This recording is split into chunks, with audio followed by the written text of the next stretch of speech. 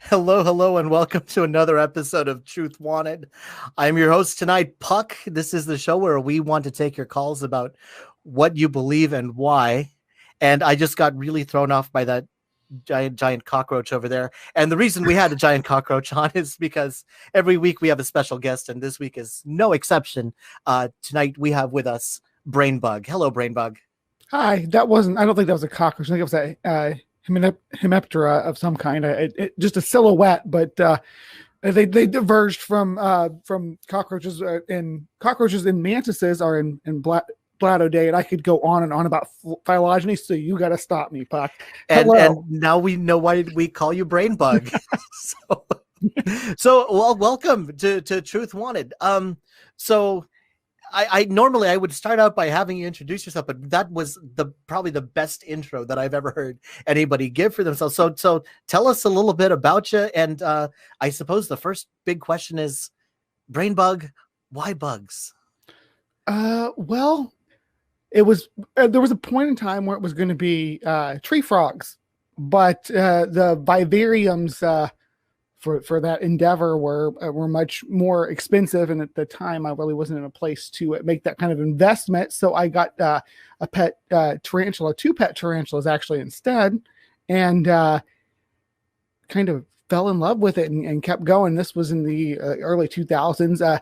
I amassed a great collection, and then when I had my kids, they when they started school, the teachers and stuff would want me to come in and do bug shows. So then I got really into doing that, started going around and traveling around and doing that at different locations and stuff, and birthday parties or whatever, doing these bug shows.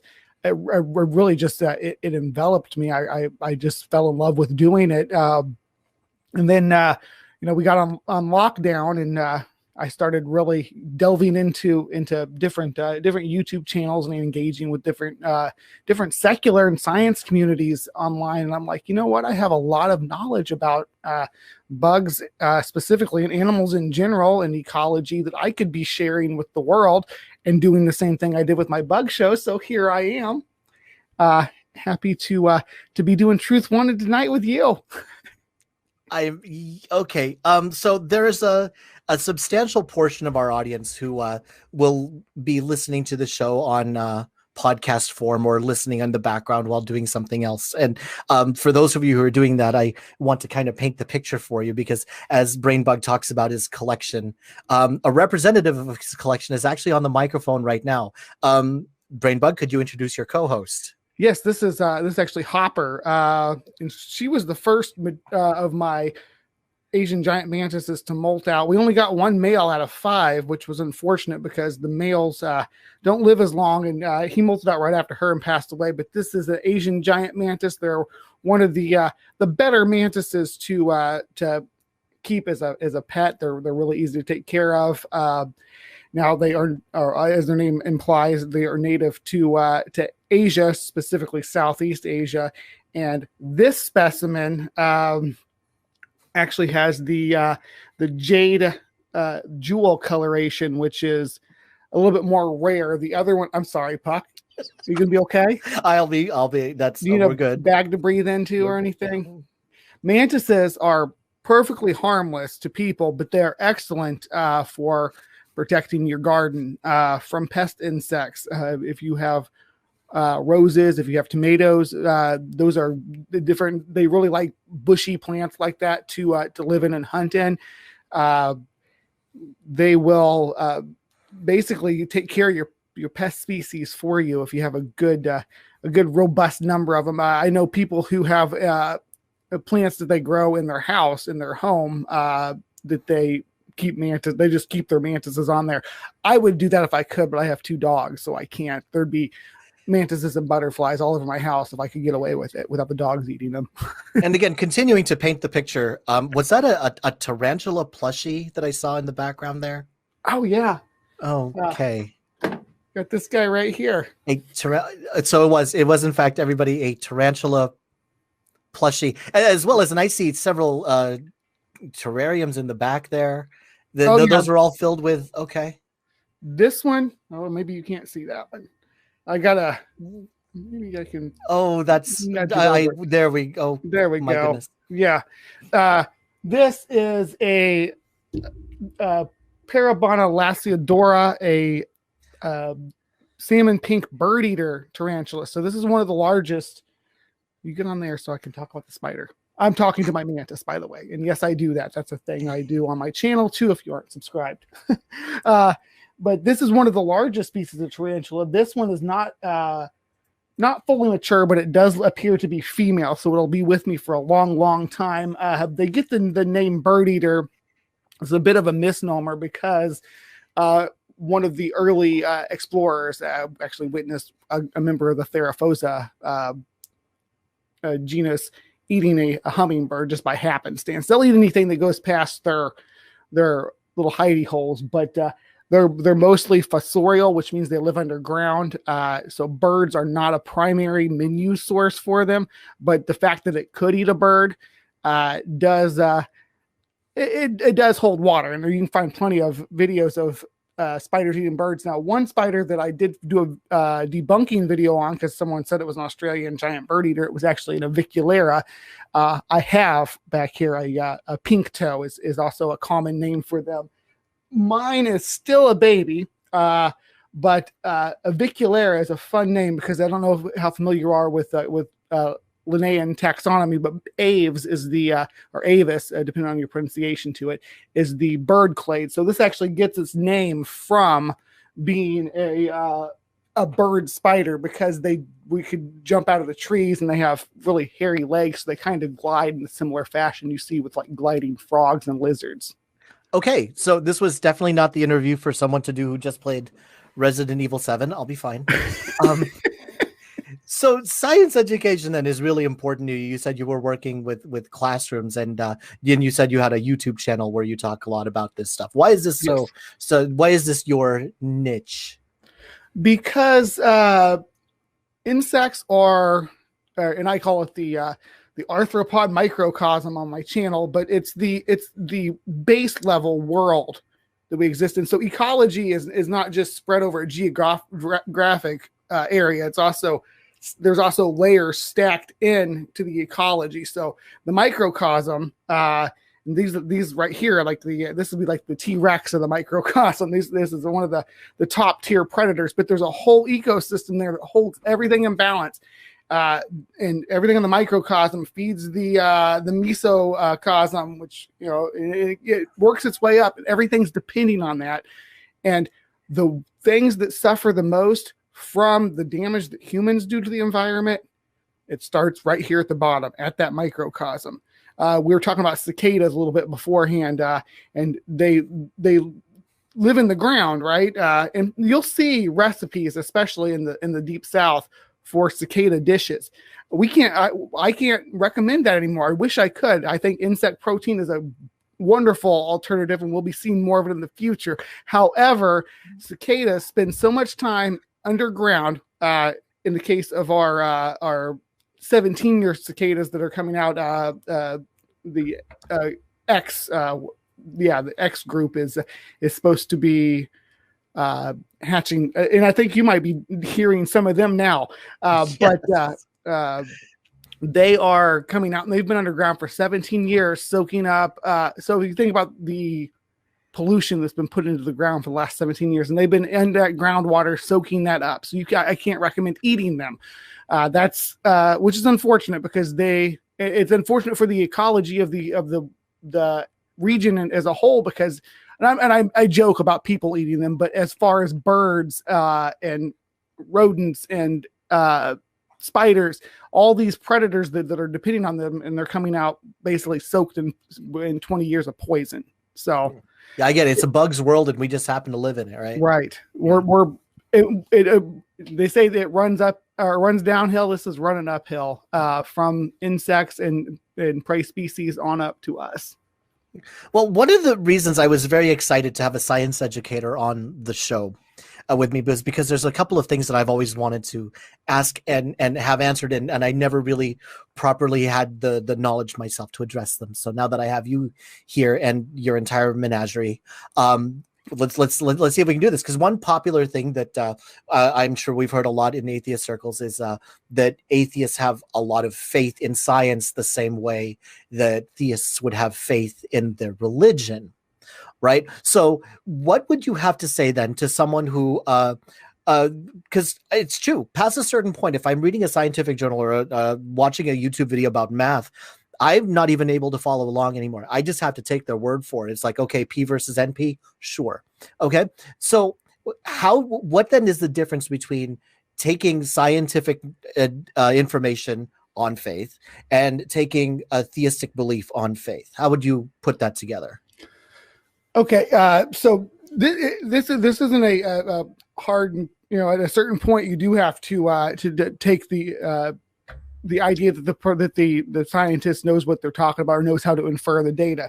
But let's talk about where this stuff comes from, because I think that'll give us a good direction on how to vet that. So research is done multiple ways. You can do field research. You go out and, for instance, with like climate change, for example, you go out and you drill ice cores. But there's also scientists and climate scientists who spend their days in a lab crunching numbers and running models and building models and checking out the results and seeing if everything holds up. And then someone else will pull their research and do that again. And that's the peer review process. Okay, so you get your raw data, then you got your collection of that information, and then you have your evaluation of the data. And of course, you move from there to having your peer review it, which isn't the name of the process. They either will agree with what you've published or try to overturn it.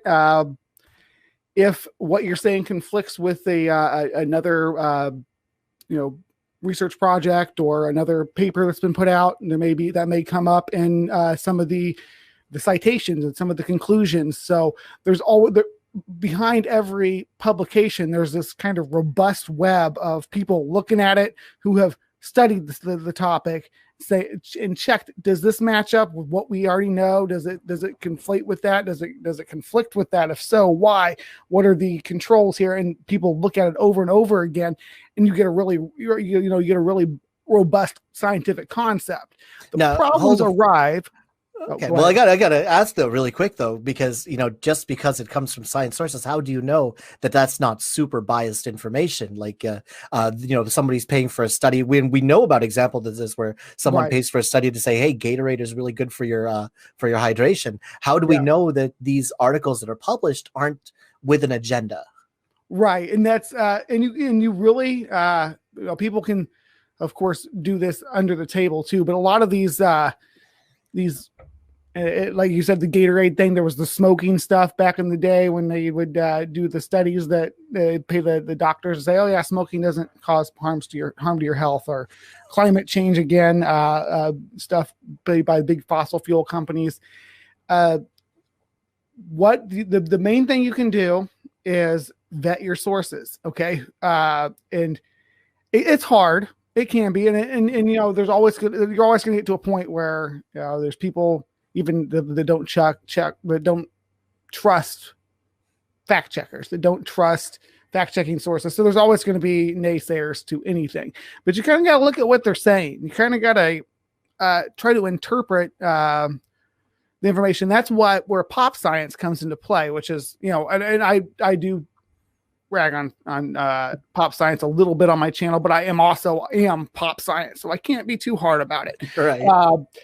Because pop science serves a function of taking the hard data released by the scientists and putting it in terms where the average person can understand. So that's where you get, like you were talking about, if someone was doing some physics papers, I wouldn't be able to understand pulling up those physics papers, I wouldn't be able to interpret the information in there. So I depend on the authors, and most of the time, the good pop science resources, the people have some kind of training in the field that you can actually look into to see, is this person actually going to give me an honest interpretation of what this science paper says?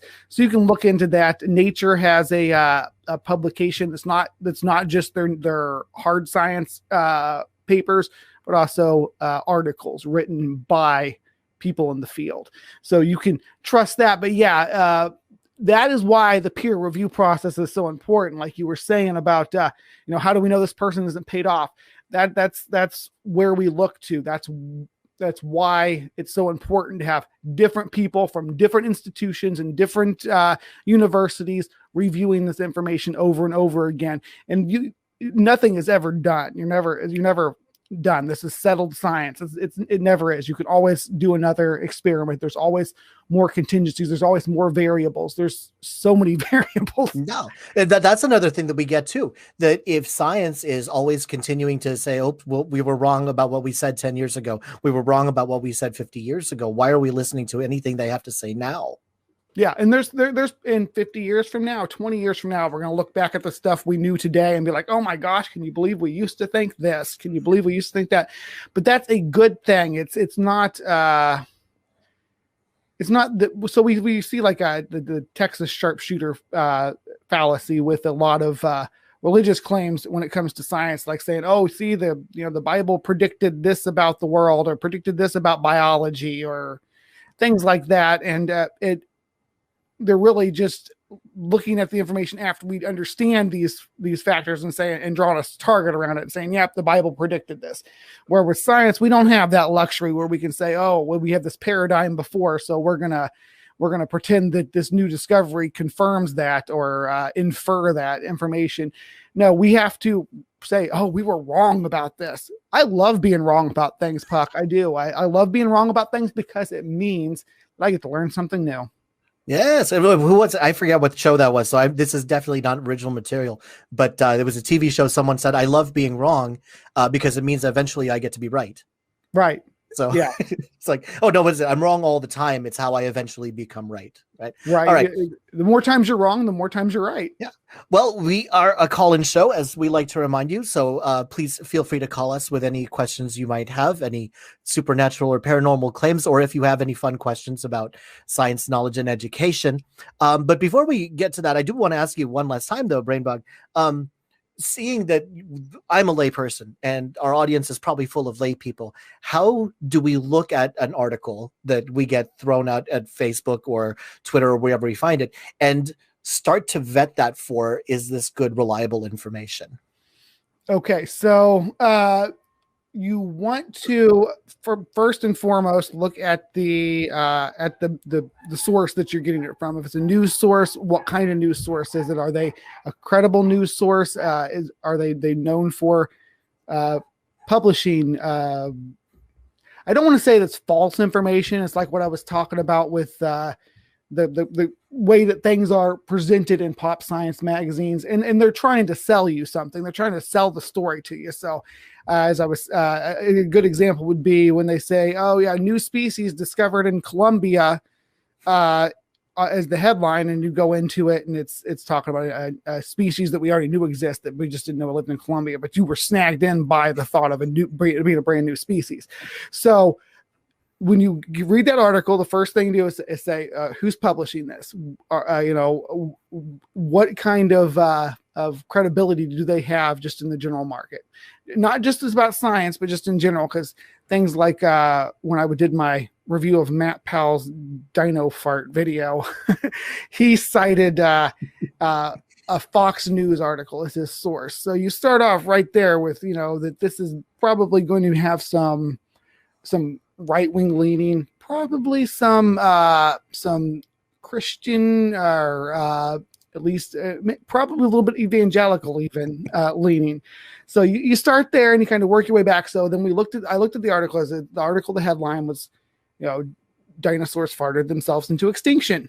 So we dig into that and we look at the environmental impact of the diet and the digestion of the food that the giant sauropods ate. And yeah, we can infer based on our understanding of the environment and the internal environment of the digestion process that there was methane gas that would have had an impact on the environment, and it may have caused climate change, which led to maybe some extinctions, maybe some diversifications, maybe some radiations.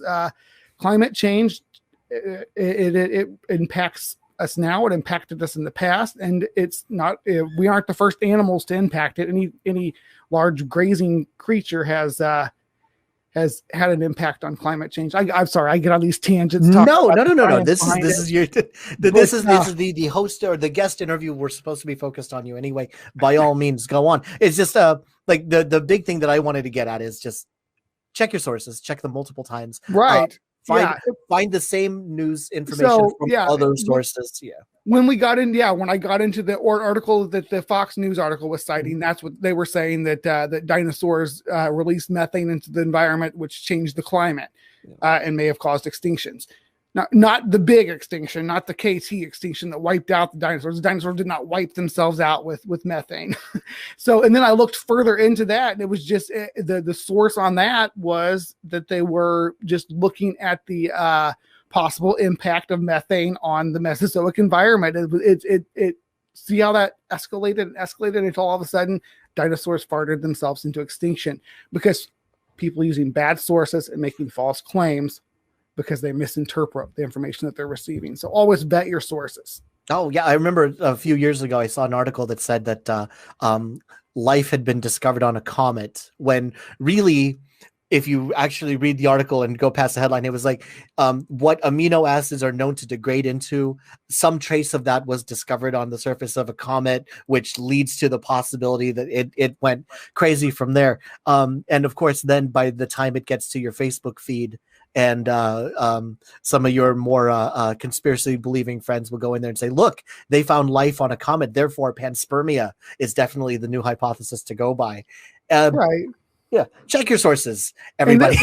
And watch out for quote mining. That is one of the worst things that happens in these situations. You take something that the scientist, the researcher has said, and this has been going on for hundreds of years. You take a snippet of what they said, like for instance, just the what Darwin said about the eye, where you can take that little clip, or what was it Richard Dawkins about panspermia, where they asked if there was a situation where he understood that, or he would accept that that life had come from outside, and he said, yeah, panspermia would be the only thing that I would be willing to accept, and they cut that out to make it sound like he was saying that he accepted panspermia. It was really deceptive, and they do that with Darwin quotes all the time.